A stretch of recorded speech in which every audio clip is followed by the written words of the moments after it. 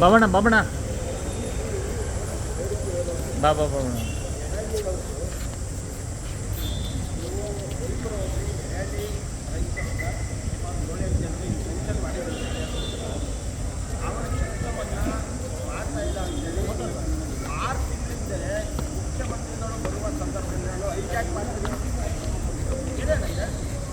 ಮುಖ್ಯಮಂತ್ರಿಗಳಿಗೆ ಹೈಜಾಕ್ ಮಾಡ್ತೀನಿ ಅಂತ ಹೇಳಿ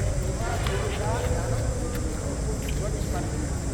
ಆ ಸಂದರ್ಭದಲ್ಲಿ ನೀವು ಮುಖ್ಯ ರೈತರನ್ನ ಏನಂತ ನಾನು ಪ್ರತಿಭಟನೆ ಮಾಡಿದರೆ ಆ ಸಂದರ್ಭದಲ್ಲಿ ನಾನು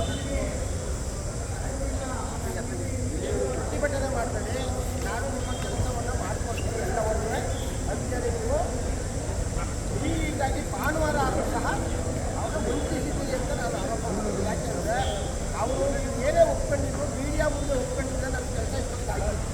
ನೀವು ಅವತ್ತು ಗೌಪ್ಯವಾಗಿ ಸಂಧಾನ ಮಾಡಿ ರೈತರನ್ನ ಸುಮಾರು 6 ತಿಂಗಳಾದರೂ ಸಹ ಅವ್ರ ಸಮಸ್ಯೆ ಬಗೆಹರಿದಿಲ್ಲ. ಒಂದು ವರ್ಷನೇ ಆಯಿತು ಬಗೆಹರಿದಿಲ್ಲ.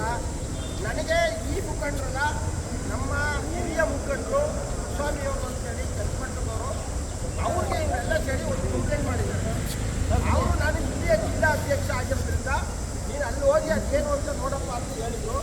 ನಾವೇ ಏನೋ ನೀವು ತಹಶೀಲ್ದಾರ್ ಅಂದರೆ ಸಮಸ್ಯೆ ಇರ್ತದೆ, ಒಂದಷ್ಟು ಕಂದಾಯ ಇಲಾಖೆಯಲ್ಲಿ ಸಿವಿಲ್ ಮ್ಯಾಟ್ರಲ್ಲಿ ಸಣ್ಣ ಪುಟ್ಟ ಬದಲಾವಣೆ ಇರುತ್ತೆ, ಪರಿಶೀಲಿಸಿ ರೆಡಿ ಮಾಡ್ತಾರೆ ಅಂತೇಳಿ ನಾವು ಒಂದು 6 ತಿಂಗಳಾದರೂ ವೆಯ್ಟ್ ಮಾಡ್ತಾ ಇದ್ದೀವಿ.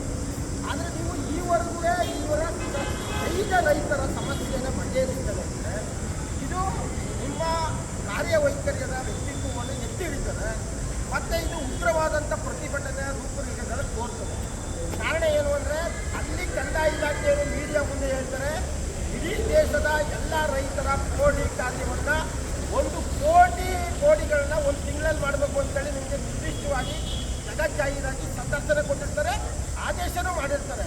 ಆದರೆ ನೀವು ರೈತರು ಯಾವುದೇ ಇದೊಂದೇ ತಾಲೂಕು ಆಫೀಸ್ ಅಂತಲ್ಲ, ನನಗೆ ನರಸೀಪುರ ತಾಲೂಕು ಆಫೀಸ್, ಹುಣಸೂರು ಇರ್ಬೋದು, ಇನ್ನೊಂದು ಕಡೆ ಹೋಗ್ಬೋದು, ಎಲ್ಲ ತಾಲೂಕು ಕಚೇರಿಗಳಲ್ಲೂ ರೈತರು ಸ್ವತಂತ್ರ ಬಗ್ಗೆ 80 ವರ್ಷ ಆದರೂ ಅಲಿಯೋದು ಮಾತ್ರ ತಪ್ತಾ ಇಲ್ಲ.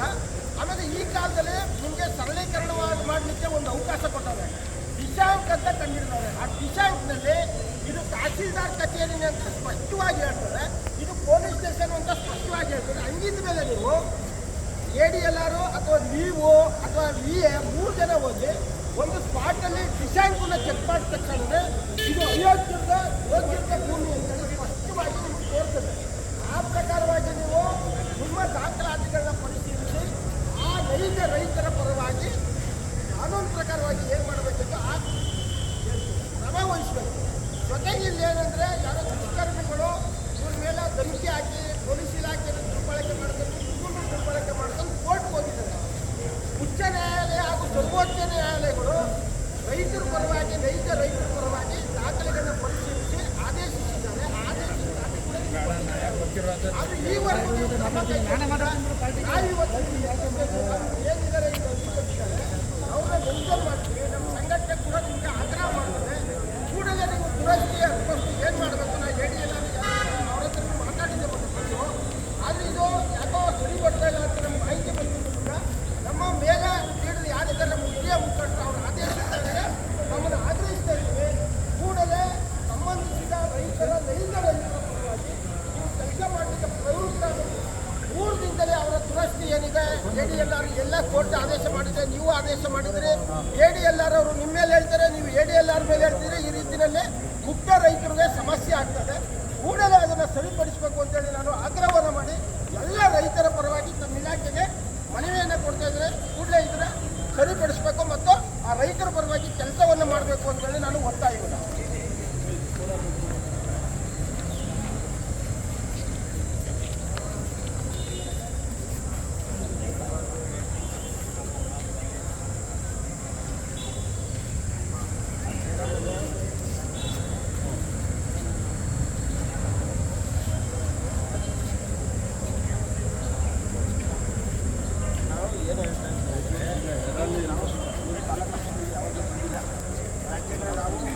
ಬಂದಿಲ್ಲ ಅಂದರೆ ನಾವು ಮೇಲ್ಮಟ್ಟದಲ್ಲಿ ಮಾತಾಡಿ ಎಲ್ಲ ಕೆಲಸ ಮಾಡ್ತೀವಿ. ಇದು ಯಾಕೋ ತೊಂದರೆ ಇದೆ, ನಾವು ಇದು ಬಿಟ್ಟರೆ ಬೇರೆ ದಾರಿ ಹುಡುಕಬೇಕಾಗುತ್ತೆ. ಅಲ್ಲಿವರೆಗೂ ಅವಕಾಶ ಕೊಡಬೇಡಿ. ಆಮೇಲೆ ತಲೆದಂಡ ಆಗೋದು ಬೇಡ, ಯಾಕಂದ್ರೆ ನಾವು ಮಾಡ್ಕೊಳ್ತಾನೆ ನಾವು ನಿಮ್ಮ ಆಫೀಸ್ಗೆ ದಿನ ಸುತ್ತಲ್ಲ ಆ ರೈತರಲ್ಲ ನಾವು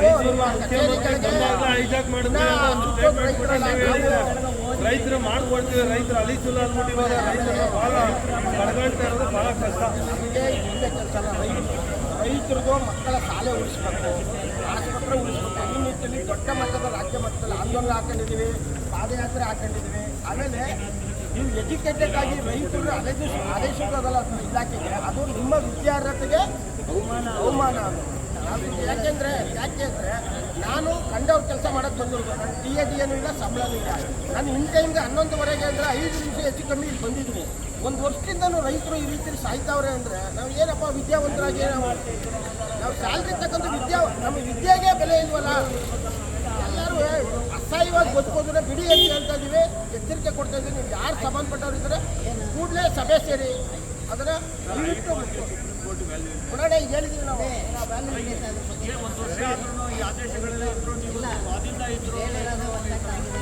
ತಗೋತೀವಿ.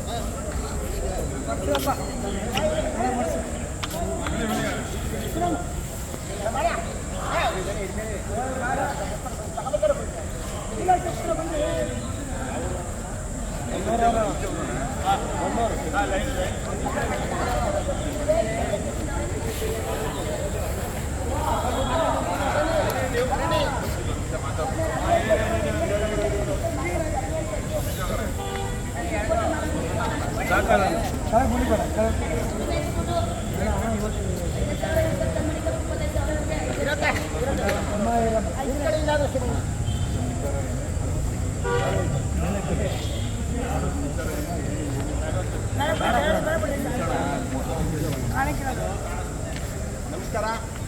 ಇವತ್ತು ಮಾಧ್ಯಮ ಮಿತ್ರರಲ್ಲಿ ನಾವೊಂದು ಬೇಡಿಕೆನ ಇಡ್ತಾ ಇದ್ದೀವಿ. ಮೈಸೂರು ತಾಲೂಕು ಆಫೀಸ್ನಲ್ಲಿ ಜೈಪುರ ಹೋಬಳಿಯ ಎಡಳ್ಳಿ ಗ್ರಾಮದ ಸುಮಾರು 7-8 ಜನ ರೈತರ 20-30 ಎಕರೆ ಜಮೀನಿನ ದುರಸ್ತಿ ಮತ್ತು ಅದ್ವಸ್ತು ಮಾಡುವಲ್ಲಿ ವಿಳಂಬ ಧೋರಣೆಯನ್ನು ಮಾಡಿದ್ದಾರೆ. ಕಾರಣ ಏನು ಅಂದರೆ ಇವರು ಯಾವುದೋ ದುರುದ್ದೇಶಪೂರಿತವಾಗಿ ಐಷಾರಾಮಿ ಜನರ ಮಧ್ಯದಲ್ಲಿ ಬದುಕುವ ಉದ್ದೇಶದಿಂದ ನಮ್ಮ ನೈಜ ರೈತರನ್ನು ಬಲಿಪಶು ಮಾಡಲಿಕ್ಕೆ ಹೊರಟಿದ್ದಾರೆ. ಅದರ ವಿರುದ್ಧ ನಾವು ಧ್ವನಿ ಎತ್ತಿದ್ದೇವೆ. ಇವತ್ತು ಅಲ್ಲಿಯ 7-8 ಜನ ಯಾವ ರೈತರಿದ್ದಾರೆ ನಾವು ಈಗಾಗಲೇ ಮಾಹಿತಿಯನ್ನು ಕೊಟ್ಟಿದ್ದೇವೆ. ಅಷ್ಟು ಜನ ರೈತರ ದುರಸ್ತಿ ಕಾರ್ಯವನ್ನು ಕೂಡಲೇ ಸರಿಪಡಿಸಿ ಆ ನೈಜ ರೈತರಿಗೆ ಅವರ ಜಮೀನನ್ನು ಅವರ ಉಳುಮೆಗೋಸ್ಕರ ಅವರ ಕುಟುಂಬದ ನಿರ್ವಹಣೆಗೋಸ್ಕರ ಮಾಡಿಕೊಡ್ಲಿಕ್ಕೆ ಅನುಕೂಲವನ್ನು ಮಾಡಿಕೊಡ್ಬೇಕು. ಕಂದಾಯ ಇಲಾಖೆಯವರು ದಿನಾಲೂ ಮೀಡಿಯಾ ಮುಂದೆ ನಿಂತ್ಕೊಂಡು ನಮ್ಮ ಕಂದಾಯ ಇಲಾಖೆ ಸರಿಯಾಗಿದೆ, 1 ಕೋಟಿ ಮಾಡ್ತಾ ಇದ್ದಾರೆ, ದುರಸ್ತಿ ಮಾಡ್ತಾ ಇದ್ದಾರೆ, ಅದ್ವಸ್ತು ಮಾಡ್ತಾ ಇದ್ದಾರೆ ಅಂತೇಳಿ ಮೀಡಿಯಾ ಮುಂದೆ ಹೇಳ್ತಾರೆ. ಆದರೆ ಯಾವುದೇ ತಾಲೂಕು ಆಫೀಸಲ್ಲಿ 80 ವರ್ಷ ಆಗಿದೆ ಸ್ವತಂತ್ರ ಬಂದು, 90 ವರ್ಷ ಸ್ವತಂತ್ರ ಆದರೂ ಕೂಡ ತಾಲೂಕು ಕಚೇರಿಗಳಿಗೆ ಅಲೆಯುವ ಕೆಲಸವನ್ನು ಬಿಟ್ಟಿಲ್ಲ ರೈತರು. ಯಾಕೆ ಅಂದರೆ ಇಲ್ಲಿ ವಿಳಂಬ ಧೋರಣೆ. ಯಾರು ಆಮಿಷಕ್ಕೆ ಒಳಗಾಗ್ತಾರೆ ಅಂಥ ರೈತರನ್ನ ಮಾತ್ರ ಇವರು ಸರಿಪಡಿಸ್ತಾರೆ. ಅವರ ಖಾತೆ ಖರೀದಿಗಳನ್ನ ಬೇಗ ಮಾಡ್ತಾರೆ. ಯಾರು ಹಣ ಕೊಡೋದಿಲ್ಲ ಅವರ ವಿಚಾರದಲ್ಲಿ ಇವರು ನಿಲುವನ್ನು ವಿರೋಧ ಧೋರಣೆಯನ್ನು ಮಾಡ್ತಾರೆ ಮತ್ತು ಕಚೇರಿಗೆ ಅಲೆದಾಡಿಸ್ತಾರೆ. ಅದರ ವಿರುದ್ಧ ಇವತ್ತು ನಾವು ಮೈಸೂರು ತಾಲೂಕು ಕಚೇರಿಗೆ ಬಂದು ಕರ್ನಾಟಕ ರಾಜ್ಯ ರೈತ ಸಂಘ ಮೈಸೂರು ಜಿಲ್ಲಾಧ್ಯಕ್ಷರು ಹಾಗೂ ಪದಾಧಿಕಾರಿಗಳು, ಮೂಲ ಸಂಘಟನೆ ಪದಾಧಿಕಾರಿಗಳು, ಅಧ್ಯಕ್ಷರು ಒಂದು ಎಚ್ಚರಿಕೆಯನ್ನು ಕೊಟ್ಟಿದ್ದೇವೆ. ಅವ್ರಿಗೆ ನಾವು ಮನವಿ ಕೊಡೋದಿಲ್ಲ, ಮನವಿ ಕೊಡೋಕ್ಕೆ ನಾವೇನು ಪೋಸ್ಟ್ಮ್ಯಾನ್ ಅಲ್ಲ, ಒಂದು ಎಚ್ಚರಿಕೆಯನ್ನು ಕೊಟ್ಟಿದ್ದೇವೆ. ಕೂಡಲೇ ನಮ್ಮ ಆಗ್ರಹವನ್ನು ಬೇಡಿಕೆಯನ್ನು ಈಡೇರಿಸ್ತೇನೆ ಅಂದರೆ ಹೆಚ್ಚಿನ ಮಟ್ಟದ ರೈತರು ಮತ್ತು ಜಾನುವಾರುಗಳ ಸಮೇತವಾಗಿ ಇವರ ಕಚೇರಿ ಒಳಗಡೆ ಬೀಗ ಹಾಕುವಂಥ ಕೆಲಸವನ್ನು ಮಾಡ್ತೇವೆ. ಹಾಗಾಗಿ ಒಂದು 3-4 ದಿನದಲ್ಲಿ ಇವರು ನಮ್ಮ ಬೇಡಿಕೆ ಏನಿದೆ ಅದನ್ನು ಈಡೇರಿಸಬೇಕು, ಆ ನಿಟ್ಟಿನಲ್ಲಿ ಕರ್ತವ್ಯವನ್ನು ನಿರ್ವಹಿಸಬೇಕು ಅಂತೇಳಿ ನಾವು ಆಗ್ರಹವನ್ನು ಮಾಡಿದ್ದೇವೆ. ಅವರು ಕೂಡ ಮನವಿ ತಗೊಂಡಂಥ ಸಂದರ್ಭದಲ್ಲಿ ಕೂಡಲೇ ಇದಕ್ಕೆ ಸಂಬಂಧಪಟ್ಟಂಥ ದಾಖಲೆ ಪತ್ರಗಳನ್ನು ಸರಿಪಡಿಸಿ ನೈಜ ರೈತರು ಯಾರಿದ್ದಾರೆ ಅವ್ರಿಗೆ ಉಳುಮೆ ಮಾಡಲಿಕ್ಕೆ ಅವಕಾಶವನ್ನು ಮಾಡಿಕೊಡ್ತದೆ. ಸಂಪೂರ್ಣವಾಗಿ ಅವ್ರಿಗೆ ಸ್ವತಂತ್ರ ಇರ್ತದೆ ಅಂತ ಹೇಳಿದರೆ ಇದರಲ್ಲಿ ಇನ್ನೊಂದೇನೆಂದರೆ ಉಚ್ಚ ನ್ಯಾಯಾಲಯ ಮತ್ತು ಸರ್ವೋಚ್ಚ ನ್ಯಾಯಾಲಯಗಳ ಆದೇಶ ಕೂಡ ಇದೆ ರೈತರ ಪರವಾಗಿ. ಅಂಥ ರೈತರ ಪರವಾಗಿ ದುರಸ್ತಿಯನ್ನು ಮಾಡಬೇಕು, ಅದ್ವಸ್ತನ್ನು ಮಾಡಬೇಕು ಅಂತೇಳಿ ನಾವು ಆಗ್ರಹವನ್ನು ಮಾಡಿದ್ದೇವೆ.